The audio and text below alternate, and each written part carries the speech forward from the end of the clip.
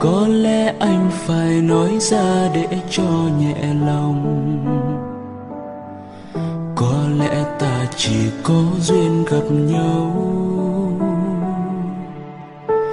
Em là người con gái anh đã yêu rất nhiều.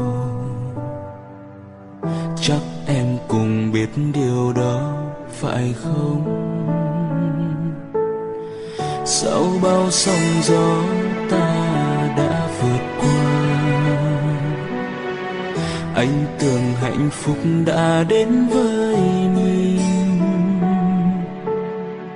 Anh tưởng không thể có gì đổi thay. Nào ngờ cuộc sống không cho ta trọn vẹn ước mơ. Khi tình yêu không còn như xưa, con người cũng thay đổi cách nhìn. Và giờ em nhìn anh chỉ là một người yêu cũ thôi sao? Anh là người thứ mấy trong danh sách những người em yêu? Em hãy nói thật đi, trong em anh ở vị trí bao nhiêu?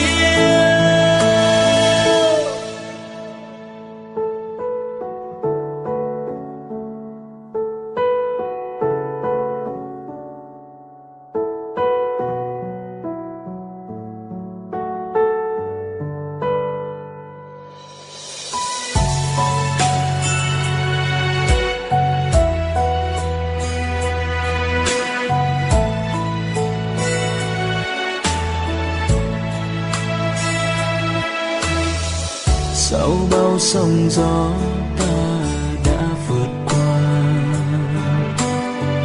Anh tưởng hạnh phúc đã đến với mình. Anh tưởng không thể có gì đổi thay. Nào ngờ cuộc sống không cho ta trọn vẹn ước mơ.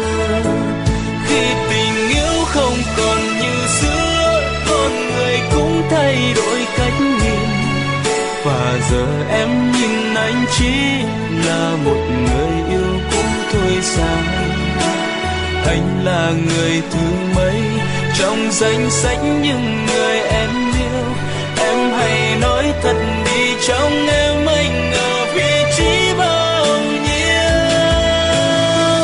Đối với anh, nếu không thể đến bên nhau thì đó vẫn là một hạnh phúc ngàn anh trân trọng. Mặc dù không được bao lâu, dù đối phương kia là ai, chỉ cần đã một lần chạm vào trái tim anh sẽ giữ trọn niềm yêu thương. Nhiều khi anh cũng không thể yêu nổi chính mình. Có lẽ anh sẽ phải quên một cuộc tình, chẳng sẽ phải tình giấc thôi.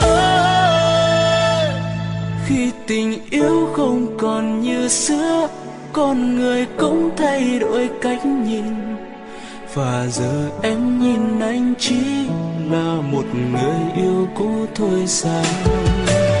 Anh là người thứ mấy trong danh sách những người em yêu? Em hãy nói thật đi, trong em anh ở vị trí bao nhiêu?